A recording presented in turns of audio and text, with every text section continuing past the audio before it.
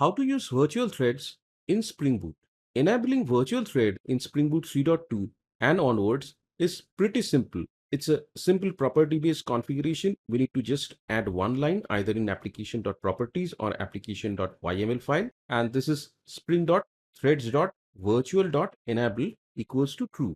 With this, Spring Boot automatically configures the web server, whether it is Tomcat or JT. Each HTTP request creates a new virtual thread.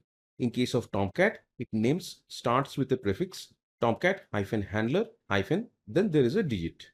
And no other change is needed in any code, whether it is controller or services. In case of other versions of Spring Boot, from Spring Boot 3 to 3.1, we need to write one component. We need to write one configuration object, and it would look like the following. Here, if we focus, we have the configuration annotation at the top, and the main section here is this bean method. We have a simple method called Tomcat Executor Customizer, which in turn returns Tomcat Protocol Handler Customizer. Here we have few logs. If we just ignore them, this is the main line. We are returning this protocol handler, and within the lambda, what we are doing, we are setting the executor protocol handler dot set executor, and inside that we are setting executors dot new virtual thread per task executor, so that it uses virtual thread. Apart from this, there are certain other things I have done here, like I have added a variable virtual threads enabled, which looks in the application properties files. In case that is true, then I'm adding this annotation conditional on property, so that if this value is true, then this specific bean is used. This I have added to make the code generic, so that irrespective of the version, whether it is 3.2 and upwards, or it is 3 or 3.1, my logic should work. The code should work without any change. So in this case, the change is programmatic. This explicitly replaces Tomcat's thread pool with a virtual thread per task executor, and it passes the platform thread pools entirely for the request processing. So if we try to understand the scenario in this case, I have a Spring Boot web application which is running inside JVM, specifically inside Tomcat. The Tomcat has its own pool of platform threads which actually access the core, and they are scheduled by the OS scheduler. Now, when virtual thread is not enabled, when any request comes to our application, what happens? A platform thread would be assigned to serve that particular request. So this way, whatever request is coming to us from that particular pool, the platform threads would be assigned and it would be catering to the request. So this is thread per request model. In this way, for all incoming requests, platform threads would be assigned to handle those requests. So in case of no virtual thread, all these platform threads are assigned from the fixed pool, and the name prefix is like HTTP-NIO-port number, then EXEC, and then a sequence number. But one important thing, this number of threads are limited to the pool size. By default, minimum number of threads that we have in the pool is 10 and maximum is 200. We can customize this though based on our requirement. In case of virtual thread, this is a bit different. Here we have a limited number of platform threads in the pool, and instead of OS scheduler, virtual thread scheduler performs the scheduling of these virtual threads. And whenever a request comes, virtual threads are assigned instead of the platform threads to handle these requests. So any incoming request is handled by the virtual thread. And in case of Tomcat, the name prefix of these threads are like Tomcat-handler. For each request, new virtual threads are created, and we have huge number of virtual threads available, virtually almost unlimited. Now, let us explore both of these scenarios. Now, let me show you how to enable virtual thread in Spring Boot hands-on. Here, I have a sample Spring Boot application. Inside main, under resources, let me go inside this application properties. Now, this is a property where we need to set true for Spring Boot 3.2. In case you have Spring Boot 3 or 3.1 or any previous version compared to 3.2, you need to add another code. Let me show you that part also. Under config, I have this configuration object. Let me maximize this. So this is the main part where we are returning this Tomcat protocol handler customizer, and we are setting the executor over here. And just to make the code generic, I'm reading from this property as well. And based on its value, I have added the annotation @conditional on property. If this is true, only then this bin would be working. Now, let me run this application.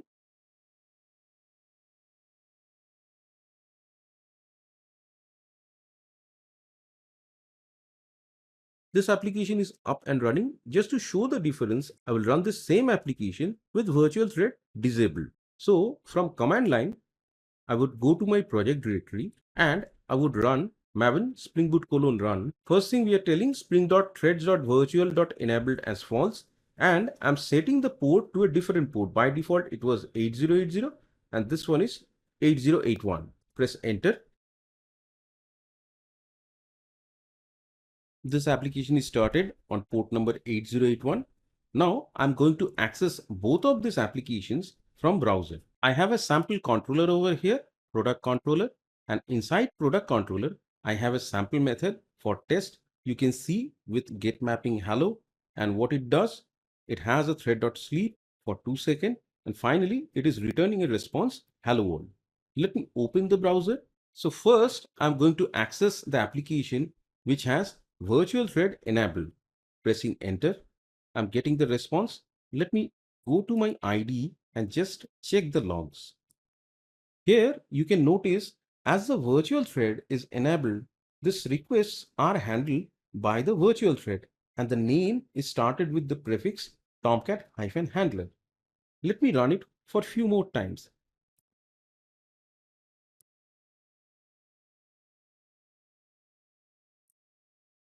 You can see more and more virtual threads are created when we are hitting the URL.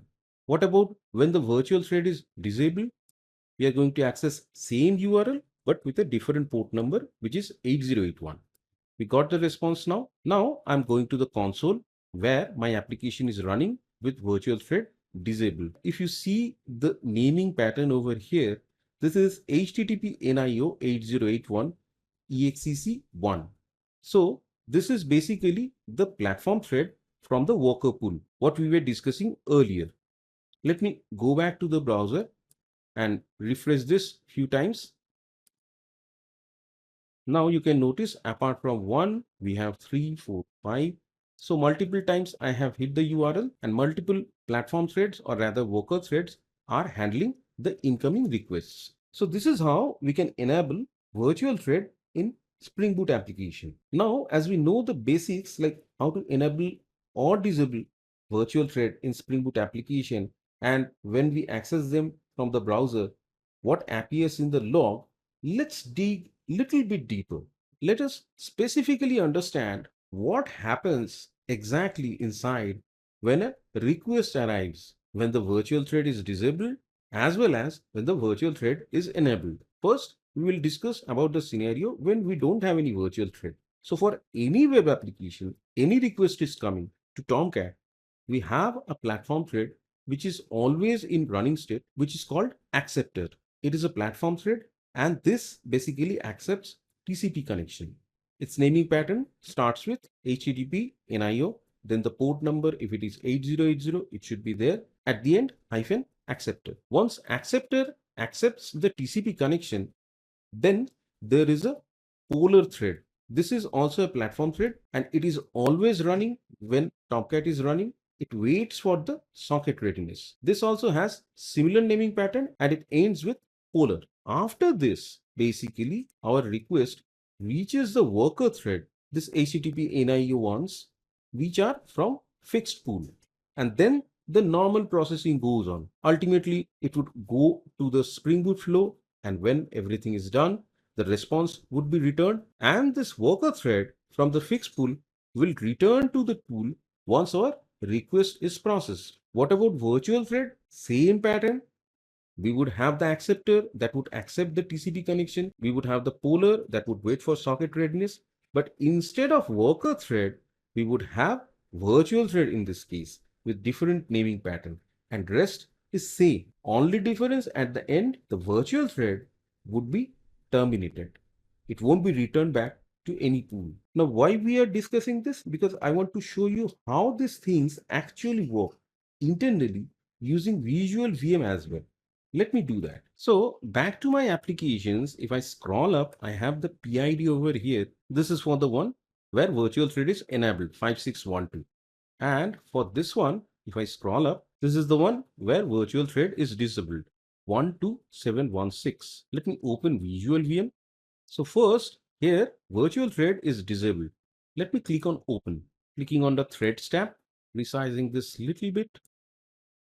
Here we can see the pool, the fork join pool. Let me sort it by name. Now, if I scroll down, you can see the worker threads, the HTTP NIO ones. Now here, this is the acceptor. This is the poller. And from acceptor to poller, then we have the worker threads. And by default, as the pool size is 10, we can see 1 to 10. Now let me do a quick thing. I'm going to this browser and I'm just going to hit this multiple times. Coming back here, you can see the status got changed for a while as the requests were processed. Let me try a few times more.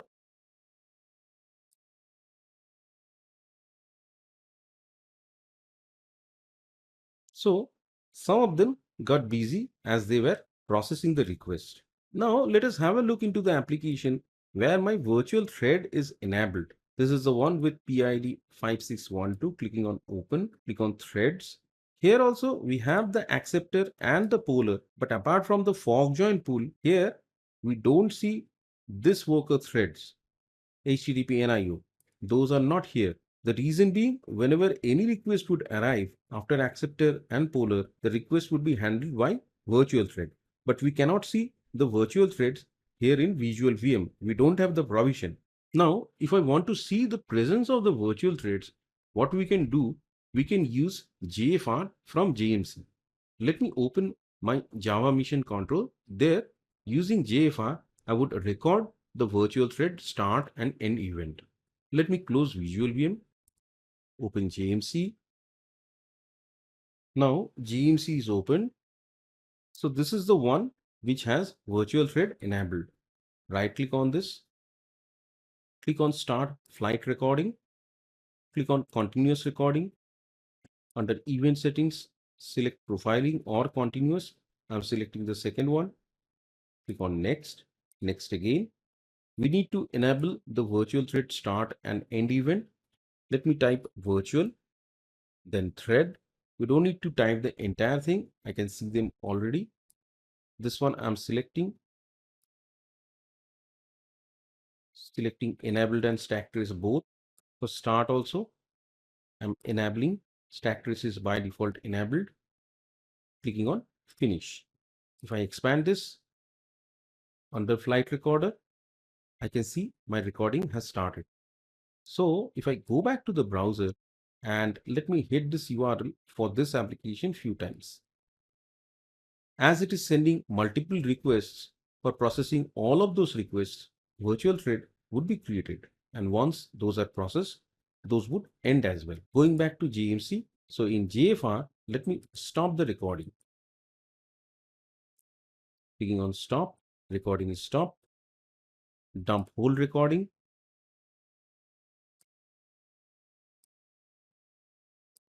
Scrolling down. Under event browser here, under event types tree, let me type virtual. You can see virtual thread end 5 events, start 5. If I select all those events with their start time, duration, end time, and event thread, these are mentioned both for start and end as well. So although in Visual VM, we could not see the virtual threads, from log we got the idea, and from here in JFR also, we can see how many virtual threads got created and ended. So overall, we learned how to enable virtual threads in Spring Boot application, how they work internally, and we also digged a little bit deeper to have a look at the different threads, how they're working using Visual VM. And finally, we saw the virtual thread start and end events in JFR as well. I hope this lesson gave you a solid foundation for working with virtual threads in Spring Boot. But this is just scratching the surface of what's possible with Java's modern concurrency features.